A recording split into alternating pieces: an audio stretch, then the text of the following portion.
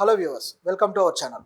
తిరిగి షూటింగ్లకు రెడీ అంటున్న పవన్ కళ్యాణ్ గత కొద్ది కాలంగా షూటింగ్లు ఏమీ చేయడం లేదు.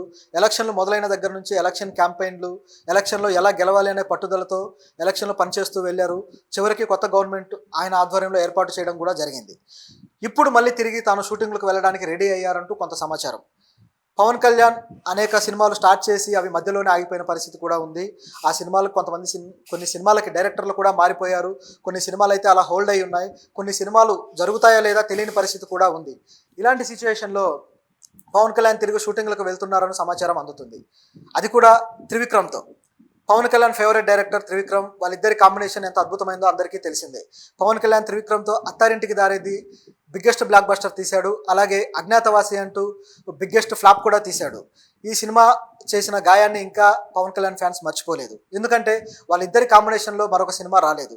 అయితే త్రివిక్రమ్ పవన్ కళ్యాణ్తో కలిసి భీమ్లా నాయక్ అలాగే బ్రో అనే సినిమాలకు వర్క్ చేశారు. నిజానికి ఆ సినిమాలు రెండు రీమేక్లే. త్రివిక్రమ్ ఆ రీమేక్ని ఇతర భాషల నుంచి తీసుకొచ్చి పవన్ కళ్యాణ్కి సెటప్ చేశారని, పవన్ కళ్యాణ్కి వాటిలో వర్క్ చేసేలా త్రివిక్రమే ప్రేరేపించి చేయించారని చెప్పి కూడా వాదన ఉంది. ఇన్ఫ్యాక్ట్ ఆ సినిమాలు రెండు కూడా పెద్దగా ఆడకపోవడం, ఆ సినిమాల్లో పెద్దగా మైలేజ్ రాకపోవడం ఒక విధంగా పవన్ కళ్యాణ్కి త్రివిక్రమ్కి ఇద్దరికి కూడా మైనస్ అయింది. అయితే ఇప్పుడు పవన్ కళ్యాణ్ చేయబోయే కొత్త సినిమా త్రివిక్రమ్ ఏ విధంగా తెరకెక్కించబోతున్నారు, ఎలాంటి అంశంతో తెరకెక్కించబోతున్నారు, అసలు ఎవరు ఈ సినిమాని ప్రొడ్యూస్ చేస్తున్నారు? పీపుల్స్ మీడియా అధినేత విశ్వప్రసాద్ ఈ సినిమాని తెరకెక్కించడానికి ప్రయత్నాలు చేస్తున్నారు. ఆయన చాలా కాలంగా త్రివిక్రమ్తో మంతనాలు చేస్తున్నారు. పవన్ కళ్యాణ్ని త్రివిక్రమ్ని కలిపి కొత్తగా ఒక సినిమా ప్లాన్ చేయాలని ఆయన చాలా రోజుల నుంచి ఆలోచన చేస్తున్నారు. ఎలాగైనా సరే పవన్ కళ్యాణ్తో, ఇప్పుడు డిప్యూటీ సీఎంగా ఉన్న పవన్ కళ్యాణ్ని ఎలాగైనా సరే షూటింగ్కి రప్పించి ఆయనతో సినిమా చేయాలనే పట్టుదలతో ఉన్నారు. ఐ థింక్ ఈ సినిమా నెక్స్ట్ ఇయర్ ఉండొచ్చు, 2025లో ఉండొచ్చు. ఎందుకంటే ప్రస్తుతం ఈ సంవత్సరం మాత్రం పవన్ కళ్యాణ్ ఒకే సినిమాకి షూటింగ్లో పాల్గొనే అవకాశం ఉంది. ఆ సినిమా హరిహర వీరమల్లు. ఈ సినిమా ఎంతో కాలం క్రితం మొదలై ఆ సినిమా ఆగిపోయింది. ఆ సినిమా దర్శకుడిగా క్రిష్ ఉన్న, ప్రస్తుతం అయితే క్రిష్ ఆ సినిమా నుంచి తప్పుకున్నారు. జ్యోతికృష్ణ, ఏఎం రత్నం కొడుకు జ్యోతికృష్ణ ఆ సినిమాకి డైరెక్షన్ చేస్తున్నారు. అంటే సగం సినిమా క్రిష్ తీసిన తర్వాత ఏఎం రత్నం తన చేతుల్లోకి తీసుకొని ఆయన కొడుకు జ్యోతికృష్ణ డైరెక్షన్ చేసేలా ప్లాన్ చేశారు. ఆల్రెడీ జ్యోతికృష్ణకి డైరెక్షన్లో అనుభవం ఉంది. ఆయన కొన్ని సినిమాలు తమిళ్లోను తెలుగులోను చేశారు.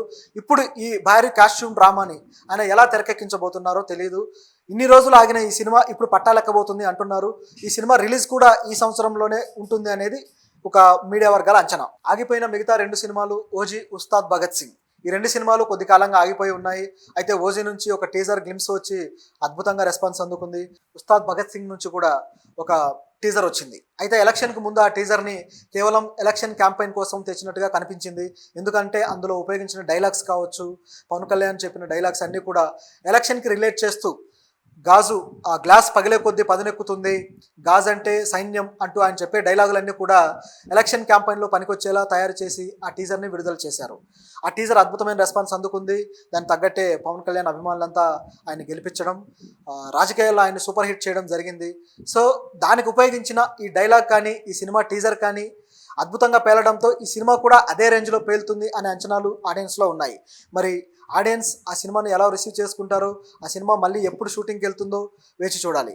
ప్రస్తుతం అయితే మాత్రం పవన్ కళ్యాణ్ రాష్ట్రంలోని అనేక శాఖల బాధ్యతలు తీసుకున్నారు కాబట్టి, ఆయనకు 4 మంత్రి పదవులు కూడా ఉన్నాయి కాబట్టి, ఆయా శాఖలకు సంబంధించి అనేక కార్యక్రమాలు, అనేక వ్యవస్థలు సరిగ్గా గాడిలో పెట్టే పరిస్థితుల్లో ఆయన ఇప్పుడైతే షూటింగ్లకు వెళ్ళే పరిస్థితి కనబడటం లేదు.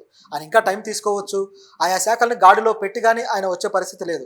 ముఖ్యంగా పంచాయతీరాజ్ శాఖలో చూసుకుంటే అనేక నిధుల కొరతతో పంచాయతీరాజ్ కార్యక్రమాలు, పంచాయతీరాజ్ చేయాల్సిన సేవలు ఏవైతే ఉన్నాయో అవన్నీ ఆగిపోయి ఉన్నాయి. ఇప్పుడు ఆ సేవలు చేయాలంటే ఖచ్చితంగా నిధులు కావాలి. ఈ నిధుల సమీకరణ విషయంలో పవన్ కళ్యాణ్ కొత్తగా చర్యలు తీసుకోబోతున్నారు. అలాగే ఈ పవన్ కళ్యాణ్ ఇమేజ్ ఉపయోగించుకొని కొత్తగా ఏవో కొన్ని మద్యం బ్రాండ్స్ కూడా తీసుకొని రావడం జరిగింది.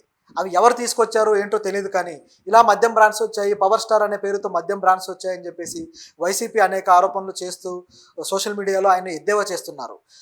నిజానికి ఇలాంటి లోకల్ మద్యం బ్రాండ్స్ అన్ని తీసుకొచ్చింది వైసీపీ గవర్నమెంటే. ఆ ప్రెసిడెంట్ మెడల్ అని, అలాగే ఈ స్పెషల్ స్టేటస్ అని, రాష్ట్రానికి సంబంధించి స్పెషల్ స్టేటస్ అని నాయకులు పోరాడుతూ ఉంటే, ఈ వైసీపీ పార్టీ మాత్రం స్పెషల్ స్టేటస్ అనే పేరుతో మద్యాన్ని తీసుకురావడం జరిగింది.